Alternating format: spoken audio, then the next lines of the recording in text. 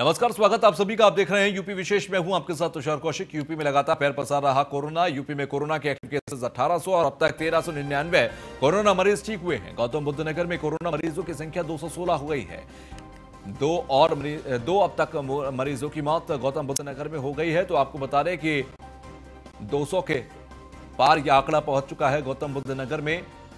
इसी के साथ आपको बता दें 216 मरीज गौतम बुद्ध नगर में अब तक सामने आए हैं। 2 लोगों की मौत यहां पर हुई है गौतम बुद्ध नगर में कोरोना की वजह से। तो आपको बता दें कि तेजी से आंकड़ा उत्तर प्रदेश में बढ़ रहा है। कोरोना के एक्टिव केसेस की अगर बात करें तो 1800 एक्टिव केसेस अभी भी अस्पतालों में हैं और यूपी में अब तक 1399 कोरोना मरीज ठीक हुए हैं। तो गौतम बुद्ध नगर के अंदर कोरोना मरीजों की संख्या 216 हो गई है। तो अब तक 2 मरीजों की मौत हुई है गौतम बुद्ध नगर में। यूपी में लगातार पैर पसार रहा है कोरोना। तो यूपी में कोरोना के एक्टिव केसेस 1800 हैं। फिलहाल आपको बता दें कि 1399 कोरोना मरीज ठीक भी हो चुके हैं। यूपी में अब तक 1399 मरीज ठीक हुए। गौतम बुद्ध नगर में कोरोना मरीजों की संख्या 216 हो गई है।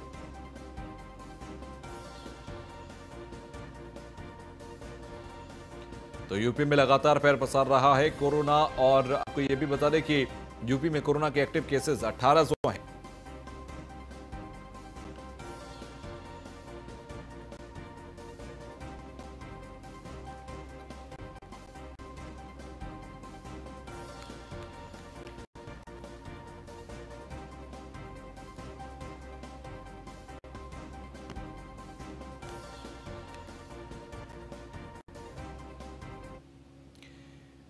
तो वहीं कोरोना को लेकर गाजियाबाद से एक राहत भरी खबर है कि गाजियाबाद में आज 141 जांच रिपोर्ट जो आई हैं वो नेगेटिव आई हैं। पिछले 24 घंटे में कोई भी कोरोना का पॉजिटिव मरीज नहीं मिला है। गाजियाबाद में कोरोना मरीजों की संख्या 133 है। गाजियाबाद में कोरोना के एक्टिव केसेस अभी 56 हैं। आपको बता रहे 141 सैंपल्स की जो रिपोर्ट आई है वो नेगेटिव आई है। उसमें कोई भी पॉजिटिव मरीज नहीं मिला है। इसी के साथ प्रशासन ने राहत की सांस भी ली है। 141 लोगों की जांच रिपोर्ट में सभी नेगेटिव हैं, कोई भी पॉजिटिव नहीं है। अभी एक्टिव केसेस की अगर बात करें गाजियाबाद में तो 56 एक्टिव केसेस अभी हैं। गाजियाबाद में कोरोना को लेकर यह राहत की खबर है। प्रशासन ने जरूर राहत की सांस ली है क्योंकि 141 सैंपल की जांच रिपोर्ट आई है जो कि पूरी तरह नेगेटिव है।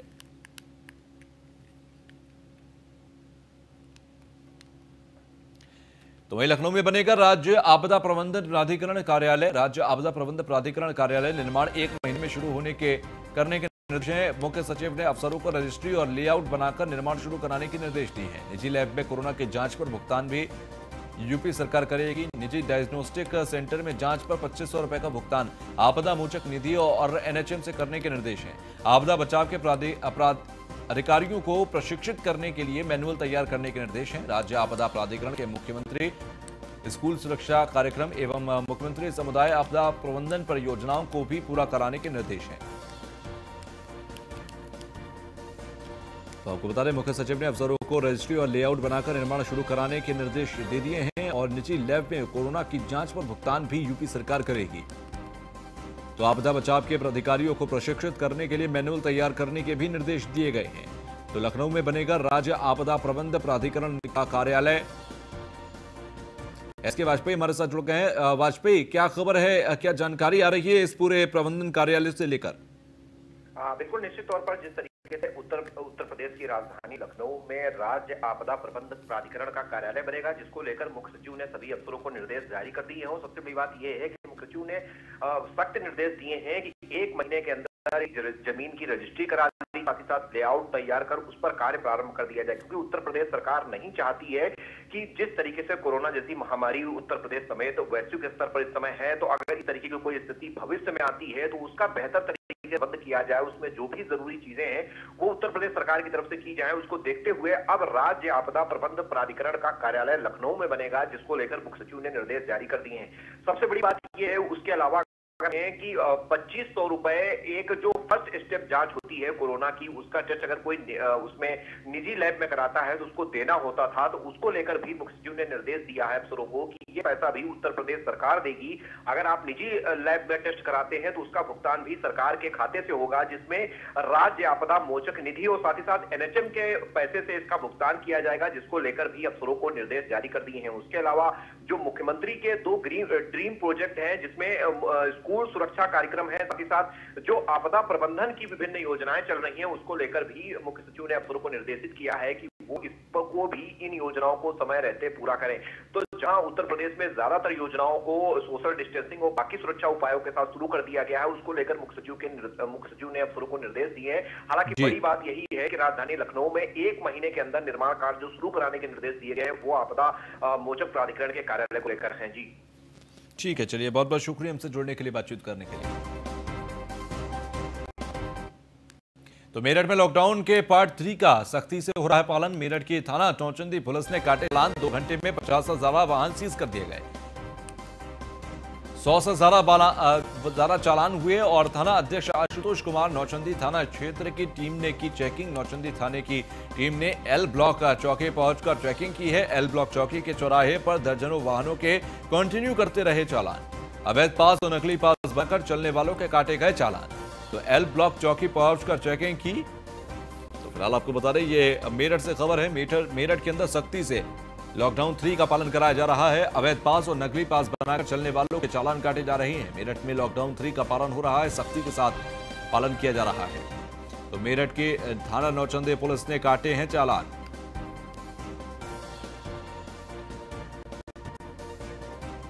तो 2 घंटे में 50 से ज्यादा चालान काट दिए गए। 50 से ज्यादा वाहन सीज कर दिए गए। 100 से ज्यादा चालान काट दिए गए। तो नौचंदी थाने की टीम ने एल ब्लॉक चौकी पहुंचकर यह चेकिंग अभियान चलाया।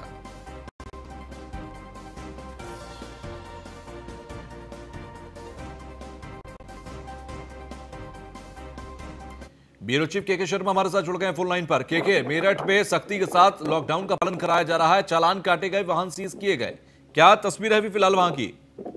जी मैं आपको बता दूं, यहाँ पर लॉकडाउन 3.0 में ये पहल है जब पुलिस की सख्ती दिखाई दे रही है। SSP Ajay Sahni, SP city Akhilesh Narayan Singh, SP traffic Sanjeev Vajpayee, SP crime Ram और में तमाम थाना अध्यक्ष आज सड़कों पर है। और शाम को जैसे जैसे रोजे का टाइम करीब आता है तो लोग निकलते हैं दूध लेने के लिए और दूसरी चीजों के लिए। लॉकडाउन के नियमों की धज्जियां होती हैं और उसको रोकने के लिए खुद एसएसपी अजय साहनी मौके पर थे। उन्होंने हापुड़ अड्डे पर सामान संभाल रखी थी। हमने हापुड़ अड्डा, साथ ही साथ जेल चुंगी और बेगमपुर पर जाकर जो स्थिति देखी तो कम से कम 200 से ज्यादा चालान अभी काट चुके हैं। खुद एसएसपी रानी ने 50 चालान अपनी निगरानी में करवाए और ये मैसेज साफ कर दिया कि लॉकडाउन 3.0 किसी तरीके की ढील बर्दाश्त नहीं की जाएगी, क्योंकि जिस तरीके से आंकड़ा बढ़ता जा रहा है उसमें सख्ती की बहुत सख्त जरूरत है। शाम के टाइम अचानक लोग बाहर निकलते हैं दूध लेने के बहाने, दवाई लेने के बहाने या रोजा इख्तियारी के लिए, जिसको लेकर प्रशासन ने सख्त कदम उठाया है। और ऐसे सभी लोगों को जिनके पास है उनको तो जाने दिया, लेकिन कुछ पास ऐसे भी पकड़े गए जो पास नेगेटिव थे, मतलब फेक थे, पुरानी डेट के थे। उन पास के जरिए ये लोग इधर से उधर घूम रहे थे। ऐसे 50 लोगों को भी पुलिस ने पकड़ा है और उनके खिलाफ 188 में कार्रवाई की है। तो मतलब साफ है कि लॉकडाउन 3.0 में किसी तरीके की ढिलाई बर्दाश्त नहीं है। वहीं पर कई वाहन सीज किए गए। यहाँ पर अलीगढ़ के विधायक के रिश्तेदार जो पास बैठकर जा रहे थे गाड़ी में, उनको भी रोक लिया गया, उनके वाहन को भी सीज कर दिया गया। फिर एसएसपी ने कहा कि इनका चालान करके इनको छोड़ दीजिए, लेकिन चालान जरूर होगा। तो बात साफ है, लॉकडाउन 3.0 में सख्ती का आलम देखने को मिल रहा है मेरठ की सड़कों पे। तुषार, ठीक है, चलिए बहुत बहुत शुक्रिया हमसे जुड़ने के लिए, बातचीत करने के लिए।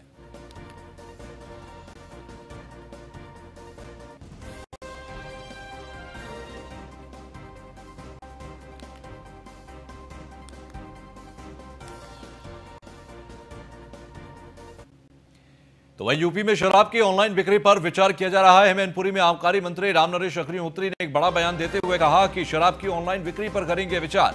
जिन राज्यों में शराब की हो रही है ऑनलाइन बिक्री, उनकी समीक्षा के बाद विचार होगा। यूपी में नहीं हो रही ओवर रेटिंग, सभी अधिकारियों को दिए दिशा निर्देश। जहां हो रही है ओवर रेटिंग वहां पर हो कार्रवाई।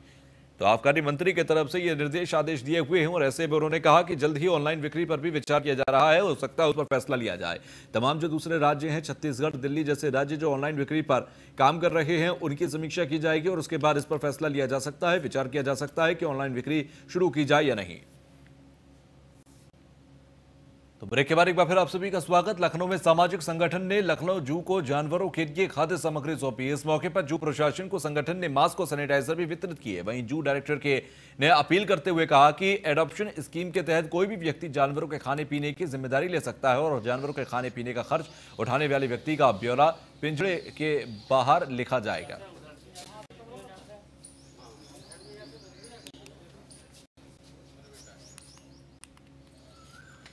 तो लखनऊ में जू डायरेक्टर और नीलांश फाउंडेशन के अध्यक्ष से इस मौके पर न्यूज़ 1 इंडिया ने खास बातचीत की। संवाददाता नीलेश चौहान की बातचीत की वो अंश हम आपको सुनाते हैं। कोविड-19 जैसी वैश्विक महामारी से निपटने के लिए तमाम सामाजिक संगठन भी अब सामने आने लगे हैं। मैं इस समय लखनऊ के चिड़ियाघर में मौजूद हूँ, जहाँ पर आप देख सकते हैं कि नीलांश फाउंडेशन की तरफ से यहाँ पर जो जानवर हैं उनके लिए भोजन की व्यवस्था की गई है।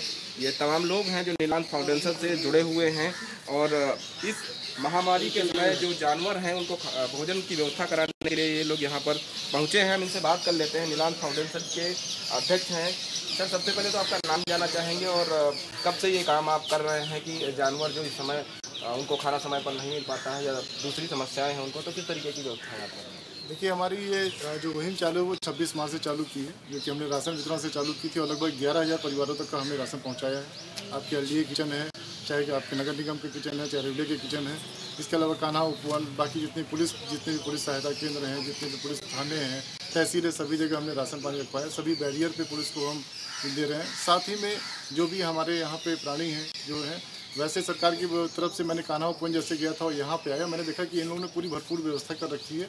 किसी चीज़ की कोई भी कमी इन्होंने नहीं छोड़ी। फिर भी एक हम लोग का जो फ़र्ज़ है कि जो भी अपनी तरफ से कर सकते हैं उस चीज़ें करने का प्रयास हो रहा है। उसी कड़ी में आज डायरेक्टर साहब से मिलकर, ये बहुत ही अच्छे इंसान हैं, इनसे मुलाकात हुई तो ये हुआ कि कुछ सामग्री यहाँ पर दी जाए। तो वही मूँगफली है, केला है, गाजर है, सैनिटाइजर है, मास्क है, बाकी स्टाफ के लिए ये सब देने का प्रयास हो रहा है। देखिए, इस समय वैश्विक महामारी कोविड-19 से निपटने के लिए सरकार अपने स्तर पर हर संभव प्रयास कर रही है, लेकिन आम जनता भी सरकार के कदमों से कदम मिलाती हुई नजर आती है। सर, चिड़ियाघर की बात करें तो हर दिन लगभग कोई ना कोई संगठन यहाँ पर पहुँचता है, तो किस तरीके की व्यवस्थाएं चिड़ियाघर में हैं और इस समय जो जानवर उनको किसी भी तरीके की कोई समस्या ना हो उसके लिए चिड़ियाघर प्रशासन क्या कर रहा है? देखिए, प्रशासन तो पहले से जो इसकी व्यवस्था है वो नियमित रूप से चली रही है और जितने भी यहाँ पर वन्यजीव हैं उनका जो भी खाना है उसकी हम लोग आपूर्ति कर ही रहे हैं। उसके हमारे पूरे बकायदा टेंडर वेंडर जो होते हैं साल भर के हुए हैं, वो व्यवस्था चली रही है। लेकिन फिर भी इस समय जो जैसे नीलांश फाउंडेशन ने आज व्यवस्था की है तो निश्चित रूप से इसके लिए हम आभार व्यक्त करते हैं कि उन्होंने यहाँ मास्क दिए हैं और कर्मचारियों के लिए सैनिटाइजर दिया है, केले, खीरा, ककड़ी ये सब वन्यजीवों के लिए दिया है। तो इनका ये जो भाव है, जो विचार है, जो जेस्चर है, वो सराहनीय है और इनकी जो सहायता है वन्य प्राणियों के लिए, निश्चित रूप से इसकी हम प्रशंसा करते हैं, उनका आभार व्यक्त करते हैं। और बाकी हम लोग पूरा ध्यान रख रहे हैं, यहाँ पर जितने भी जो भी भोजन जाता है, एक एक भोजन को, एक एक फल को, एक एक वेजिटेबल को, एक एक मीट के टुकड़े को हम पहले डिसइंफेक्ट करते हैं। इसके बाद जिस बर्तन में जाता है उसको सैनिटाइज करते हैं, जिस वाहन से जाता है उसको सैनिटाइज करते हैं, तभी हम वन्यजीवों को पहुँचाते हैं। निश्चित तौर पर लखनऊ चिड़ियाघर में जो भोजन वितरण के लिए आता है या सामाजिक संगठन के लोग आते हैं, जो उनके द्वारा केला या दूसरे फल दिए जाते हैं, पहले उनको सैनिटाइज किया जाता है, उसके बाद ही जानवरों तक पहुंचाया जाता है ताकि जानवर पूरी तरीके से सुरक्षित रहें और इन्फेक्शन उनमें ना फैले। जर्नलिस्ट रमेश वर्मा के साथ नीलेश चौहान, न्यूज़ 1 इंडिया, लखनऊ। खबर मुजफ्फरनगर से, जहां पर मुजफ्फरनगर प्रशासन लगातार अवैध शराब के कारोबारियों पर शिकंजा कसता जा रहा है। लॉकडाउन की शुरुआत से ही अवैध शराब कारोबारी सक्रिय होकर जिले में भारी मात्रा में अवैध शराब का कारोबार कर रहे थे, जिसके बाद मुजफ्फरनगर प्रशासन ने एक्शन लेते हुए इन पर शिकंजा कसना शुरू कर दिया। इसी कड़ी में आज पुलिस ने मुखबिर की सूचना पर चरथावल स्थित मुर्गी फार्म पर छापेमारी कर अवैध शराब का कारोबार कर रहे 2 लोगों को गिरफ्तार किया, जबकि उनका एक साथी मौके से फरार हो गया। पुलिस ने अवैध शराब समेत शराब बनाने के उपकरण और भारी मात्रा में लहन नष्ट किया है।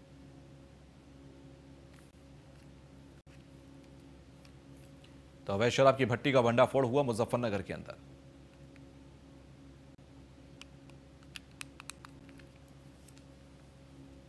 आज चरथावल थाना क्षेत्र में रसूलपुर गांव के जंगल में एक मुर्गी फार्म है। वहां पर 3 लोग, ये संजीव और इसके 2 अन्य साथी, जो कच्ची शराब वहां बना रहे थे, शराब की भट्टी चला के कच्ची शराब का ये निर्माण कर रहे थे। पुलिस टीम को सूचना मिली और पुलिस टीम के द्वारा इनको गिरफ्तार किया गया है, जिनसे 10 लीटर कच्ची शराब और लहन जो वहाँ से जो लहन मिला वो नष्ट कर दिया गया है। कच्ची शराब 10 लीटर बरामद हुई है। शराब बनाने के समस्त उपकरण, भट्टी और सब जो है 3 अभियुक्त, इनको गिरफ्तार किया गया है, जेल भेजा जा रहा है। तो सहारनपुर से राहत वाली खबर है कि मौलाना साद के ससुर मौलाना सलमान की रिपोर्ट नेगेटिव आई है। कुछ दिन पहले नोएडा लैब से मिस हो गई थी रिपोर्ट। स्वास्थ्य विभाग ने 2 दिन पहले दोबारा लिया था सैंपल। आज 83 लोग की रिपोर्ट नेगेटिव आई है। सहारनपुर में कोरोना के एक्टिव केस 72 हैं। ऐसे में ये राहत की खबर है कि मौलाना साद के जो ससुर हैं उनकी यहां पर रिपोर्ट नेगेटिव आई है। तो स्वास्थ्य विभाग ने 2 दिन पहले दोबारा से सैंपल लिया था। पहला जो सैंपल था वो उसकी रिपोर्ट मिस हो गई थी नोएडा ऑफिस से। यही वजह थी कि दोबारा से सैंपल लिया गया था। तो सहारनपुर में कोरोना के एक्टिव केसेस की अगर बात करें तो 72 एक्टिव केसेस अभी भी हैं जिनका इलाज चल रहा है, ट्रीटमेंट चल रहा है। सहारनपुर से राहत की खबर है कि मौलाना साद के जो ससुर हैं मौलाना सलमान, उनकी रिपोर्ट नेगेटिव आई है और इसके बाद प्रशासन ने जरूर राहत की सांस ली है।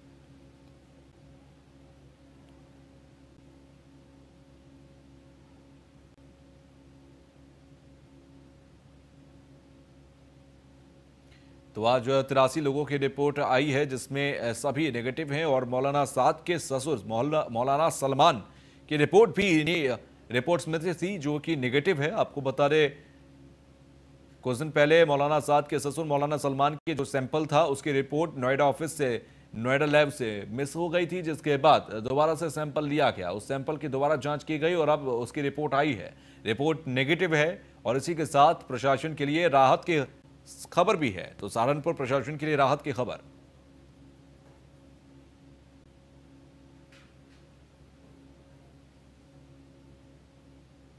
गौरव सैनी संवाददाता हमारे साथ जुड़ गए हैं। गौरव, मौलाना सलमान की रिपोर्ट नेगेटिव आई है, क्या जानकारी है इस विषय में? जी बिल्कुल, देखिए मैं आपको बताना चाहूंगा कि थोड़े दिन पहले नोएडा की लैब से मौलाना सलमान का सैंपल था जो कि वो मिस हो गया। तो मिस होने के बाद उनका दोबारा से सैंपल लिया गया। तो सैंपल लेने के बाद जब दोबारा से उसको जांच के लिए भेजा गया तो आज 83 लोगों की रिपोर्ट आई, इसमें कि मौलाना सलमान की भी रिपोर्ट नेगेटिव आई है। और लगातार सहारनपुर के अंदर अब रिपोर्टें नेगेटिव आने का काम शुरू हो गया। एक राहत भरी खबर ये सहारनपुर के लिए है। ठीक है, चलिए, बहुत बहुत शुक्रिया हमसे जुड़ने के लिए। तो वहीं लखनऊ से खबर है जहां पर पीडब्ल्यूडी और सेतु निगम के कर्मियों की सराहनीय पहल सामने आई है। उन्नाव के शहीद जवान के परिजनों को दी 22 लाख की आर्थिक सहायता। पीडब्ल्यूडी और सेतु निगम के कर्मियों ने दिया 1 दिन का वेतन। शहीद अजीत कुमार आजाद के घर पहुंचकर डीएम उन्नाव ने सौंपा चेक और पुलवामा में शहीद हुए यूपी के सभी जवानों ने परिजनों को दी जाएगी 22 लाख रुपए की मदद। डिप्टी सीएम केशव प्रसाद मौर्य की पहल पर विभाग का सराहनीय कार्य। शहीद की पत्नी और माता पिता को दी गई सहायता राशि। तो पुलवामा में शहीद हुए यूपी के सभी जवानों को सहायता राशि दी जाएगी। डिप्टी सीएम केशव प्रसाद मौर्य की पहल पर विभाग का यह सराहनीय काम देखने को मिला। शहीद की पत्नी और माता पिता को दी गई सहायता राशि। तो पीडब्ल्यूडी और सेतु निगम के कर्मियों की सराहनीय पहल है ये।